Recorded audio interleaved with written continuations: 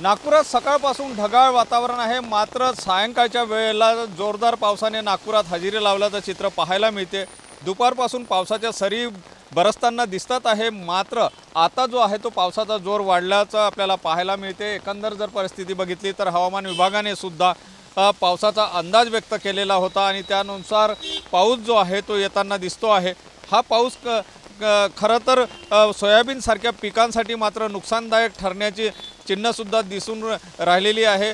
त्यासोबतच आज आता सायंकाळच्या वेळेला अगदी ऑफिस आणि कार्यालय सुटण्याच्या वेळेला या जोरदार पावसाने हजेरी लावल्याने नागपूरकरांची मात्र चांगलीच तारांबळ उडाल्याचं चित्रसुद्धा पाहायला मिळते आहे। कॅमेरामन साईसह सुनील ढगे, TV9 मराठी, नागपूर।